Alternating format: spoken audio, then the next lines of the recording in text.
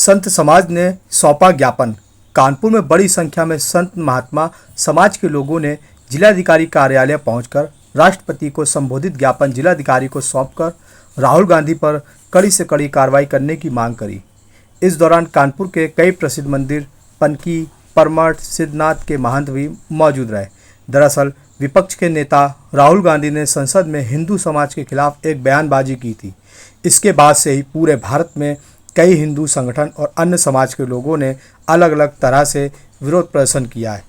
कानपुर में भी इसका असर पूर्ण रूप से दिख रहा है।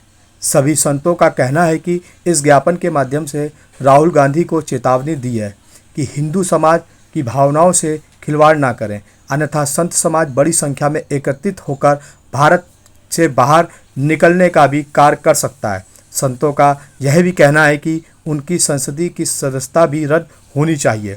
वहीं हाथरस की घटना को भी लेकर संत महात्माओं ने दुख और कड़ी निंदा जाहिर करते हुए कार्यक्रम आयोजक समेत अन्य के खिलाफ ढोंगियों के ऊपर कड़ी से कड़ी कार्रवाई करने की मांग करी है। आइए चलें सुने कि आखिर और कुछ क्या कहा संत गोल्डन बाबा महाराज महंत अरुण पुरी चैतन्य महाराज जी ने हमारे चैनल पर।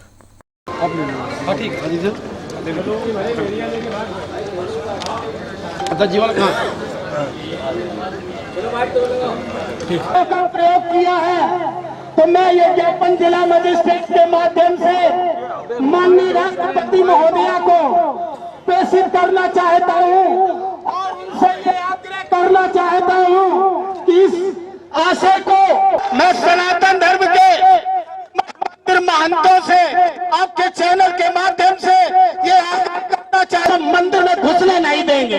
ऐसा संदेश यदि आपके चैनल के माध्यम से पूरे भारत में जाता है कि गलत सनातन धर्म पे निंदा करने वाले को हम सभी सनातनी कानपुर के संत महंत उत्तर भारत के संत नहीं करने देंगे।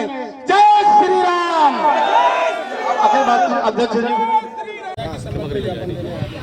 आज जो राहुल गांधी ने हिंदू समाज पर बहुत ही निंदनीय टिप्पणी की है, उसके विरोध में संत समाज एवं अखिल भारतीय क्षत्रिय सभा के द्वारा माननीय जिलाधिकारी ज्ञापन दिया जा रहा है और उनकी सदस्यता रद्द करने की मांग की जा रही है, क्योंकि वो नकली हिंदू हैं और हिंदू को हिंसक बताते हैं, जबकि हिंदू हमेशा अहिंसक रह ही रहा है।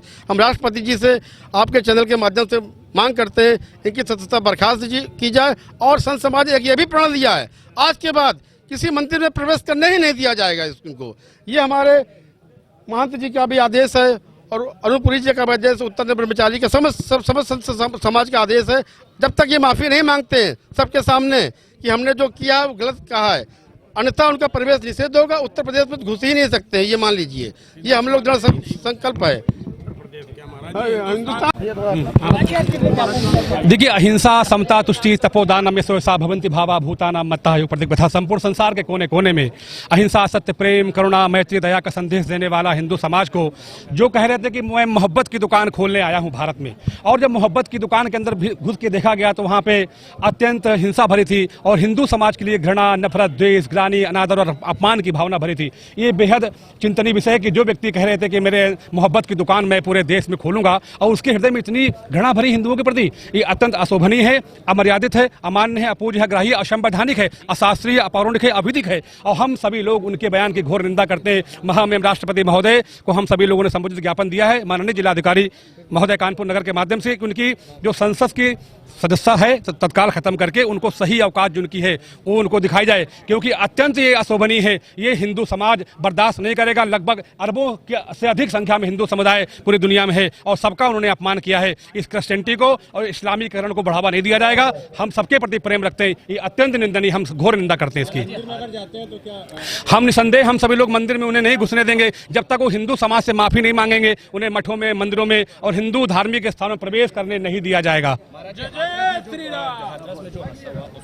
देखिए, वो बाबा नहीं है, वो जो है एक विशुद्ध व्यापारी है और लोग उसको व्यापारी कहते हैं। वो कोट पैंट टाई के शास्त्रीय विधि के ज्ञान नहीं है, वेदों का, शास्त्रों का, पुराणों ज्ञान नहीं है, शास्त्रीय परंपरा, गुरु शिष्य परंपरा, अखाड़ों की परंपरा उसे पता नहीं है। वो कोट पैंट टाई पहनता है, चमड़े के जूते पहन के मंच में बैठता है, पत्नी को साथ में बैठाता है। ये हमारे वैदिक काल में कभी नहीं रहा है, इसलिए उसको बाबा ही कहना गलत। वो नेता है और वो एक केवल प्रवचन दे रहा था, हिंदुओं से अलग अपने आप को बताने का प्रयास कर रहा था, इसलिए उसको बाबा कहना अपराध है। वो निसंदेह विशुद्ध व्यापारी है, उसके विरुद्ध कठोर और कड़ी कार्रवाई होनी चाहिए। हम लोग अब प्रयास करेंगे कि ऐसे हम लोग चाहते हैं कि ऐसे जो लोग हैं उन्हें चिन्हित करके, सरकार का भी अपना काम है। इलायू क्या कर रहे थे हाथरस की, वहाँ का जो मजिस्ट्रेटिव पूरा व्यवस्था वो क्या कर रहा था, इतनी संख्या में लोग एकत्रित कैसे हो गए। हम कोई कार्यक्रम करते हैं हमको 100 बार चक्कर काटने पड़ते हैं, इतनी संख्या में लोग आए तो इलायू वहाँ की क्या थी, पूरा फेलियर है। और उनके खिलाफ भी जिन लोगों ने इनकी पीछे से भूमिका रही उनके सबके खिलाफ कठोर कार्रवाई होनी चाहिए, क्योंकि ऐसे लोग समाज को बाबा लोग कलंकित करते हैं। हम लोग बदनाम होते हैं कि सत्संग माने भगवान होता है। सत्य का जहां संग वो सत्य,